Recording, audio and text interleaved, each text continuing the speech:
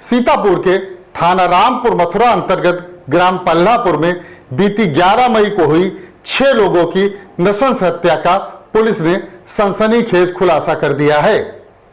5 दिनों तक चली गहन तफ्तीश के बाद पुलिस इस नतीजे पर पहुंची है कि इस दुस्साहसिक वारदात को किसी और ने नहीं बल्कि खुद मृतक अनुराग सिंह के सगे भाई अजीत सिंह ने ही अंजाम दिया था।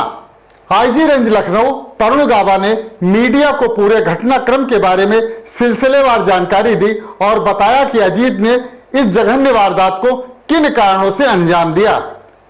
उन्होंने यह भी बताया कि इस खूनी वारदात में अकेले अजीत सिंह ही मुलजिम है।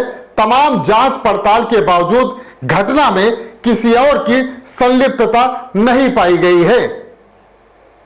एक ही परिवार के 6 लोगों की नृशंस हत्या के पूरे घटनाक्रम पर आईजी रेंज तरुण गाबा में मीडिया को क्या कुछ बताया, आइए विस्तार से सुनते हैं। देखिए, दिनांक 10-11 की रात्रि में ये थाना रामपुर मथुरा क्षेत्र में एक बहुत ही जघन्य आपराधिक घटना घटित हुई थी, जिसमें एक ही परिवार के 6 लोगों की हत्या कर दी गई थी।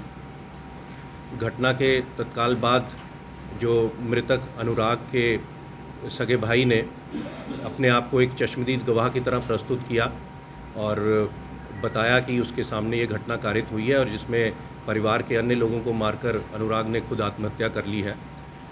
इसके बाद सायंकाल में ही पोस्टमार्टम के बाद जो तथ्य सामने आए उससे ये बात स्पष्ट हो गई कि ये एक हत्या का मामला था जिसमें 6 के 6 लोगों की हत्या की गई थी।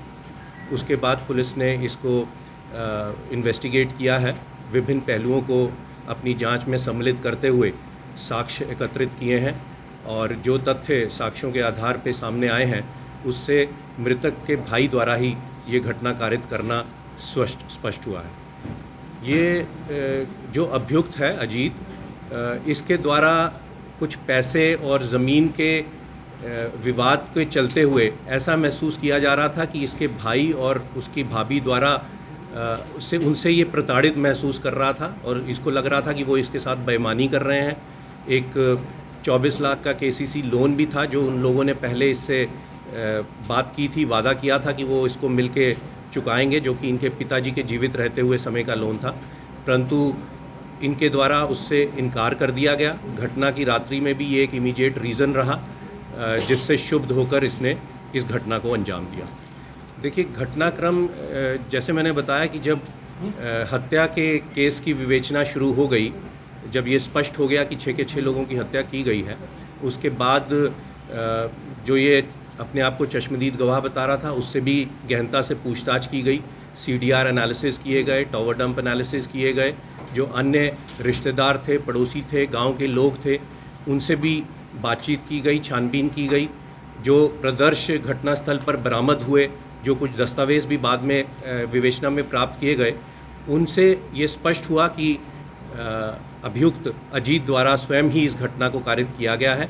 जहाँ तक घटनाक्रम का बात है तो इसने सिलसिलेवार फर्स्ट फ्लोर से शुरू करके पहले अपनी भाभी को इस घटना का अंजाम बनाया, उसके बाद नीचे ग्राउंड फ्लोर पे आके इसकी माँ जिनको जानकारी हो गई थी उन पे वार किया, अपने भाई पे वार किया और फिर एक एक करके बाकी बच्चों को भी इसने इस घटना का अंजाम बनाया। जो विस्तृत इसके बयान हैं उनकी हमने सत्यापन अन्य जो साक्ष्य हैं उनके आधार पे करा लिए हैं और तदनुसार हम आगे विधिक कार्रवाई कर रहे हैं। देखिए, ये पूर्व में ही अपने भाई और ख़ासकर अपनी भाभी से प्रताड़ित महसूस कर रहा था। इसको लगता था कि भाभी भी हैं जो वो भाई को सही निर्णय नहीं लेने दे रही और इसके खिलाफ वो लोग जा रहे हैं। तो इसका जो अब तक विवेचना हुई है, इससे ऐसा लग रहा है कि ये अपने भाई और भाभी को इस घटना का अंजाम बनाना चाहता था, परंतु बाकी लोग जो कि घटना के बारे में जान गए तो इस कारण से उसको उनके खिलाफ भी इसने ये घटना कारित की। देखिए, ये विवेचना के बिंदु हैं, साक्ष्य हैं, उनको अलग से विधिक रूप से औचित्यपूर्ण नहीं होगा कि उसको एक एक चीज़ को यहाँ पे साक्ष्य को प्रस्तुत किया जाए, परंतु हमारे पास पर्याप्त साक्ष्य आ गया है जिसको हम न्यायालय में प्रस्तुत कर रहे हैं। देखिए, इसकी पत्नी और अन्य रिश्तेदारों उन सबकी भूमिका के संबंध में गहराई से छानबीन की गई थी, जांच की गई थी। उनकी लोकेशंस क्या रही हैं, क्या उनकी वार्ता हुई है, क्या जानकारी उनको थी, उस संबंध में विस्तृत विवेचना की गई है। परंतु अब तक की विवेचना से किसी अन्य रिश्तेदार का इसमें रोल नहीं आया। जैसा कि मैंने बताया कि जो अब तक विवेचना की गई, जो साक्ष्य एकत्रित किए गए हैं, जो तथ्य सामने आए हैं और जो प्रदर्श भी हमें घटनास्थल से मिले और जो इसके द्वारा गहनता से जब अभियुक्त अजीत से पूछताछ की गई, जो वक्तव्य इसने दिया, जो चीज़ें इसने बताई, उनका जब सत्यापन किया गया तो इसी के घटना में सम्मिलित होने का स्पष्ट प्रमाण हमारे सामने आया है। अन्य किसी के अभी शामिल होने का कोई एक तमंचे का प्रयोग किया गया है और जो साक्ष्य घटनास्थल से मिले हैं उससे मैंने कि जैसे बताया कि अभियुक्त अजीत के सम्मिलित होने का पूर्णता साक्ष्य के आधार पे स्पष्ट हो रहा है। देखिए, वो बहुत समय से, जैसे मैंने बताया, प्रताड़ित महसूस कर रहा था और उस रात को भी एक इमीडिएट रीज़न उसके पास भी रहा, ये भी हमारे सामने आया है। और जो भी एविडेंसेस घटनास्थल से प्राप्त हुई और जो और छानबीन की गई, उससे मैंने बताया कि पर्याप्त साक्ष्य हमारे पास हुए कि उसके द्वारा ये घटना को कारित किया गया। हाँ, उसके बारे में छानबीन की गई है। वो उसके पास घर में पहले से मौजूद था, जिसकी जानकारी उसके द्वारा दी गई है और अभी विवेचना प्रचलित है। अभी अन्य बिंदुओं पे और भी छानबीन की जाएगी।